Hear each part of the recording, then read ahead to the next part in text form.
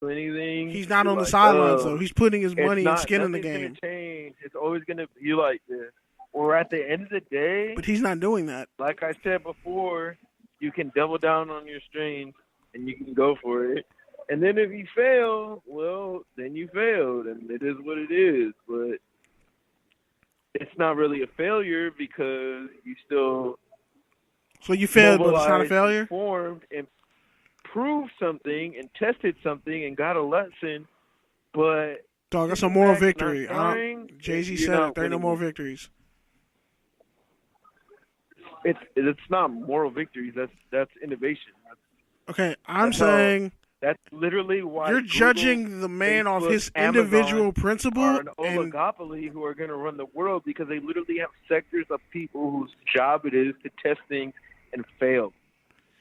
because they have So money and it's like, resources. if you're not willing to leverage everything, then you're not really willing to leverage anything. I agree to that point. I At agree. the end of the day. That point we can agree on, but I'm saying with Kaepernick, he's showing he has his money in hands in a bunch of But different that's things. what I'm saying. Is like, I don't And the even one know thing you're why singling out him on is not voting. I don't even know why you're honestly defending Kaepernick because you have. I'm risked defending everything.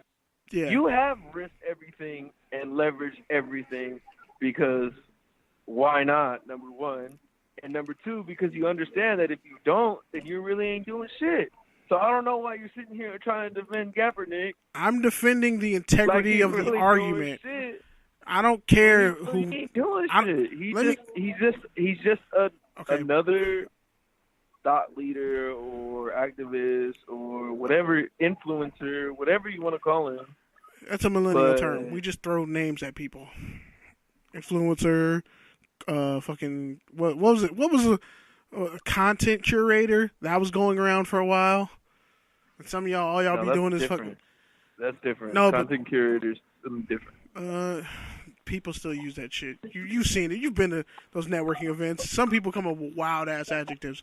But bottom line is, That's different. I don't really give a shit if he doesn't vote, but I do care if he's not educating people on initiatives and shit like that. If you want to vote for a politician, fine. You have every right to not vote for a politician, but you need to be voting for initiatives in My the point place is, where you're Kaepernick at. has power, and is he using it I for mean, good? What is he doing with that power? I feel like what do you history feel will like he's doing tell- with that power. history- Besides making Nike money. Besides making Nike money, what is Kaepernick really doing with this power? I agree. Again, I'm only arguing the integrity of the argument and both sides. You got to look at it. When it comes to white supremacy or just in general, people who are really fucking rich and have a lot of money and control everything, they argue both sides of an issue. Kaepernick ain't arguing both sides of an issue. He's just saying on an individual basis, I don't really fuck with this shit. But I have a know your rights camp where I educate people on their rights and the law and the legal system. They can make their own choices. I'm not going to judge that man off his individual belief and then totally say it's a disgrace and you're doing nothing, even though he has all this action that is totally counteractive to his belief. At least he's doing something that is counteractive to his belief and not. I agree with that. It's like if your parents smoke crack and they tell you don't fucking be like me, I'm a loser, and you end up not being like them, and you can break bread like, look, I was a fucking loser. I'm glad you didn't end up like me. Do as I say, not as I do. That's what I think the point is with Kaepernick in that situation. Because hell, comedian Paul Rodriguez, who by the way I never thought was fucking funny, he's apparently one of the original Latin kings of comedy. But that's not the reality of the situation. Okay. We've talked about on this show multiple times. Okay, but let me get this point out. This comedian came out. Hold on. Let me get my point on. All right, go for it. The fact of the matter is, as we've talked about many times, in order to be a black quarterback at any level, you have to buy into a certain sort of thing. You got to be a politician. And Kaepernick has been afforded a certain privilege because he did cash out on that 8-game spree, to where now he's afforded that privilege. He was to good for sit like out 3 and seasons. play. But guess what? Those other black QBs in the deep south are being used and to build 9-win teams and then going to small schools as a receiver They don't have that privilege to where they can say, "Oh, I don't want to play QB." But they're I don't all in wanna a play. system of If I can't oppression. play for the team, if I can't play the position that I want to play for the team that I want to play, then I'm just not going to play. Because guess what? They have nothing else. Well, Braxton Miller switched positions Kaepernick at Ohio has State. something else, and he's focused on that.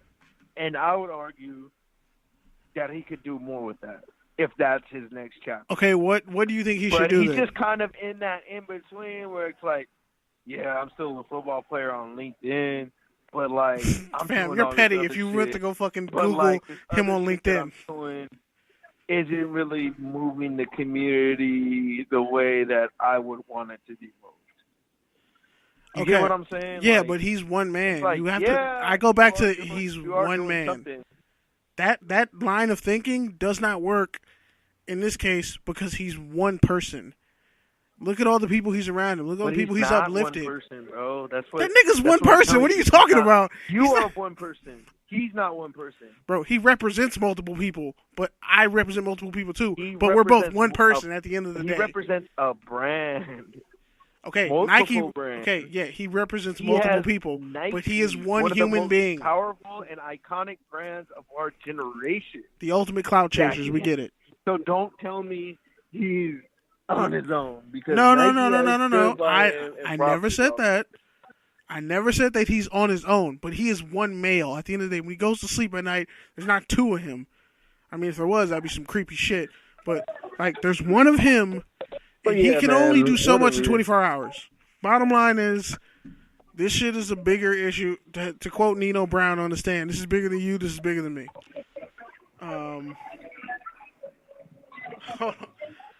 I just, when it comes down to it, bottom line, I'm not going to judge this dude based off his personal opinion and then completely disregard everything he's doing. Because if you had that much money and power, you don't know what you would do with it. I mean, you might think you would know what you want to do with it, but I think history will tell who was right and who was wrong on this issue. But to wrap up this whole voting shit. We know who that history is defined by, but yeah, man. That's it. Yeah. I've already been on this call too long. It's perspectives. You interrupted my drinks. Touchdowns to Kansas. Fam, Real. Get a haircut while you're out there, please. Fuck the East Coast. Peace. You really gonna say fuck the East Coast while you're on the East Coast? You don't want to come back, do you? You don't get snubbed. But yeah, man, I fuck with X Squad, FBC Radio. He fucks with the Outside of Wu-Tang that, Clan. man. Corey, Brumfield, wherever you are, please save Pete. Make sure he just stays safe on the East Coast. Like, just do it as a favor to me, because he's gonna say something stupid. But peace, man. Have a good night. Stay safe. All right. Well, I wasn't expecting to have that long-ass conversation. But, hey. It happened. So, back to what I was originally talking about, because we pretty much went on about that for a while. Dez Bryant signed with the Dallas Cowgirls. Former Dallas Cowgirls receiver, Cowboys, whatever you want to call them, because gender is fluid. So the team in Dallas that let go of one of their all-time leading receivers in touchdowns, and essentially have done nothing to replace him. They got Amari Cooper, but they still don't give him the ball. Yeah, they got the shit beat out of them by the Titans, and the Titans are trash. Signed with the Saints. Dez Bryant signed with the New Orleans Saints. He looks like he's probably been keeping up in really good shape. And Marcus Peters was talking shit to Sean Payton, like, we're going to see your ass again. Marcus, I mean, again, I'm from East Oakland. I love the swagger. I'm never going to be against it. But you got shattered on by Michael Thomas. And Aqib Talib is on IR. You throw in Michael Thomas, who made you his bitch on national television. And then you throw in, by the way, Cam Meredith, the receiver that they got from the Bears, is on IR. And Ted Ginn's on IR too. So you have Traquan Smith, the rookie out of UCF, looking really good. Perfect fit in the slot. And then you throw in, Dez Bryant, who's going to be on your number 2 corner all the time. Marcus Peters, you might just want to be quiet. Just saying. Marcus Joyner's a 5'8" free safety. Strong safety Johnson is all right. Your linebackers are trash except Littleton and Dante Fowler Jr., and one guy's a coverage guy, and the other guy's a pass rusher. And then you have three really good defensive linemen who can't draw back into coverage. They can only rush the passer. They can only do so much. So you might just want to be quiet. That would just be a suggestion, because Drew Brees is honestly having the greatest year of his career. 120.1 passer rating. He's completing 76% of his fucking passes. By the way, he set like the last three completion records. His completion record was 72.3% or something like that. He's completing 76% of his passes. Before the Rams game, he was completing 77, almost 78. 18 touchdowns, 1 pick, 76% of his passes. Arguably, who's a better MVP? Like, Drew Brees does Tom Brady better than Tom Brady. I said it. Go ahead. Fight me. I dare you. Call me on it. More accurate than Tom Brady ever was. And if you honestly gave Drew Brees Randy Moss in his prime, the Saints would have won like 5 Super Bowls. You can at me on Twitter, by the way, at Ozo Grande.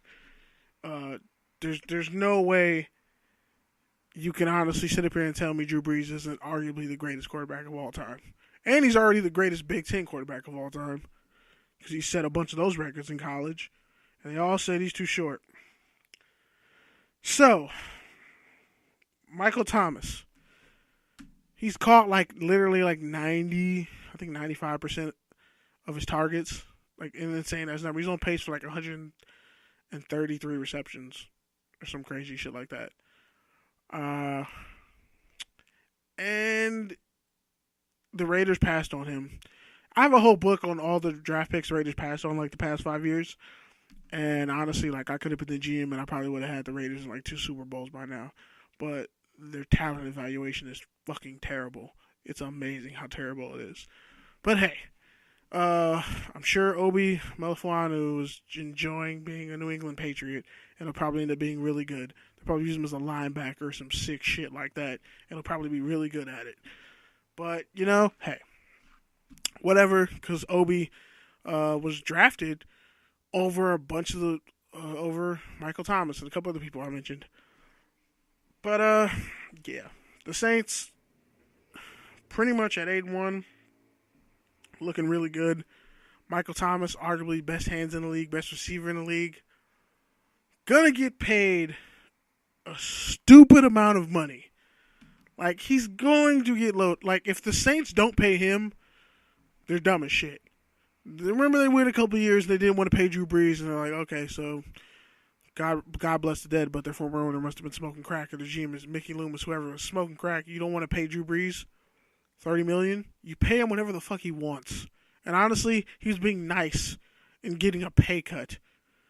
That's the problem. A lot of these elite QBs, like Drew Brees, Tom Brady, selfless guys who took massive pay cuts. And if that's my thing, I in business and stuff like that, I feel like I shouldn't have to take a pay cut. In any other realm except the NFL, nobody else is taking pay cuts. That's some nasty shit.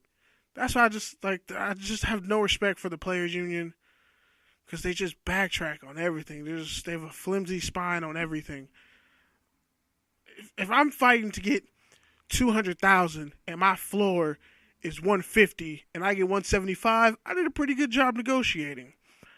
But if I want $200,000 and I get $16,000, somebody gonna get fucking stabbed, like in the neck, with a blow dart and a knife. Cause that's just terrible. Like the way NFL teams negotiate, it's pretty disgusting.